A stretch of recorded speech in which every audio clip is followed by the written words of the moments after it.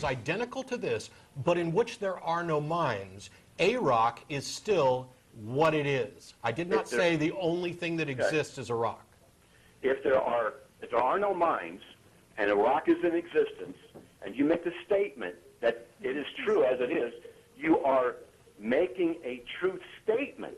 I am making a true statement. I am making a true statement in this universe where minds exist. In the other universe where no minds exist, no truth statement could be made, but the rock is still a rock, and it's still not a rock. Then what you're doing is affirming that the law of identity is still true, whether or not you're there to know it or not. Exactly. That's what we mean by absolute and non-contingent.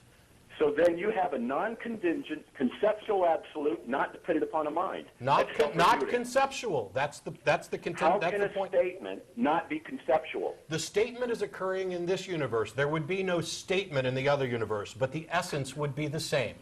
How can a statement exist without a mind? It cannot. Because the logical absolutes are essential and not conceptual. Okay, what you're doing is saying that the nature of logic itself is concomitant with the existence of physical properties. No, because because they apply even if there is nothing. Nothing. The application is of the mind. I agree. The application of this is of the mind. The So application why do you keep using conceptual applications to verify a non-conceptual situation? Because you have to talk about it. Exactly. You cannot do it without mind. That Truth doesn't exist without a mind. The logical absolutes, by necessity, require a mind. This is the contradiction in your thing. You're saying that X is conceptual, therefore the thing that X is based upon is conceptual. No, that's a fallacy. That's a fallacy. No. That's like saying my lust is emotional, therefore the object of my lust is also emotional. It's a category fallacy.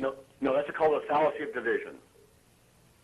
Look, the nature of the logical absolutes. Logic is a process of proper inference. The proper inference occurs in the mind. Logic is a process of the mind. Agreed. The logical basis of logic itself is on basic conceptual laws. They are statements that we codify. All you do is when you say, hey, look, we are the ones codifying what already exists.